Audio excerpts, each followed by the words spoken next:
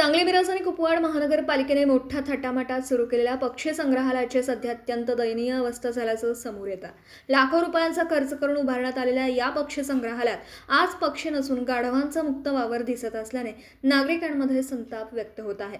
काही दिवसांपूर्वीच महापालिकेचा आयुक्त, महापौर आणि नगरसेवक यांच्या उपस्थितीत या पक्षी संग्रहालयाचं उद्घाटन मोठ्या दिमाखात करण्यात आलं होतं।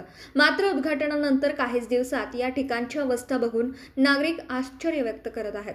सामाजिक कार्यकर्ते सतीश साखळकर यांनी रविवारी एक व्हिडिओ आणि प्रश्न उपस्थित करत या प्रकाराचा पर्दाफाश केला। त्यांनी प्रसिद्ध केलेल्या व्हिडिओमध्ये पक्षी संग्रहालय परिसरात मोठ्या प्रमाणात गाढवांचा वावर दिसून येत आहे। यामुळे महापालिका प्रशासनाच्या कारभारावर गंभीर प्रश्नचिन्ह उपस्थित झाला। सतीश साखळकर हे नेहमीच नागरिकांच्या हितासाठी विविध प्रश्नांवर आवाज उठवत असतात। मात्र कुंभकर्णाच्या झोपेत गेलेल्या महापालिका प्रशासनाला याचे काहीच गांभीर्य नसल्याची टीका त्यांनी व्यक्त केली।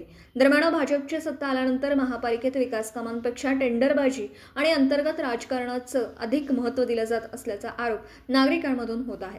सामान्य नागरिक आणि शहराच्या विकासाकडे पूर्णपणे दुर्लक्ष होत असल्याचं चित्र दिसतं।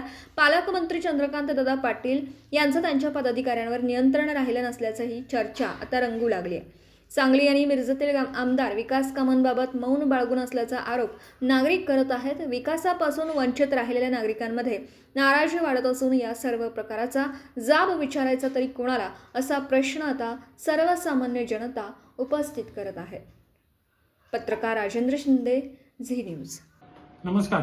आज सकाळी सांगली शहरात रविवारच्या निमित्त कामानिमित्त फिरत असताना सांगलीतील पक्षी संग्रहालय जे तात्कालीन आयुक्तांच्या हस्ते शुभारंभ करण्यात आलं होतं, त्याला स्थानिक वृत्तपत्रातून बातम्या बघितल्या, चांगले चांगले पक्षी बघितले होते। आज रविवार आहे म्हणजे सहज चला सांगली, मिरज, कुपवाड शहर महानगरपालिकेच्या प्रतापसिंह उद्यान येथील पक्ष्यांचा आवाज ऐकण्यासाठी गेलो। मात्र त्या ठिकाणी गेल्यानंतर आश्चर्याचा धक्का बसला। तिथं एकही पक्षी दिसून आला नाही। मात्र गाढवं मात्र मुक्त संचार करून जणू काही महापालिकेने गाढवांचाच संग्रहालय चालू केले असा भास मात्र तिथे गेल्यावर निर्माण झाला व पाहायला मिळाला। त्यामुळे मनसोक्त गाढवांचा आवाज लई दिवस झाला ऐकला नव्हता, तो आज महापालिकेच्या कृपेने ऐकला।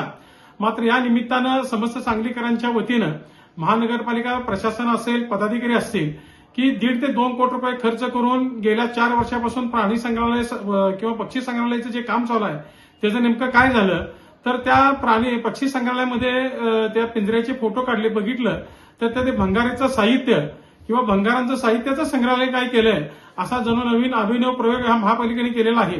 या माध्यमातून सगळ्यांना आव्हान आहे, तात्काळ ते पक्षी संग्रहालय कुठे गेले, पक्षी कुठे गेले त्याची चौकशी करण्यात यावी। तसेच आपल्या 1971च्या युद्धाचं प्रतीक असलेला जो रणगाडा आहे तो परिसर बंदिस्त करण्यात यावा व तिथं फक्त माणसांनाच 2 वेळेला प्रवेश देऊन त्याची सुरक्षा करण्यात यावी, अन्यथा आम्हाला मोठ्या प्रमाणात आंदोलन छेडावे लागेल।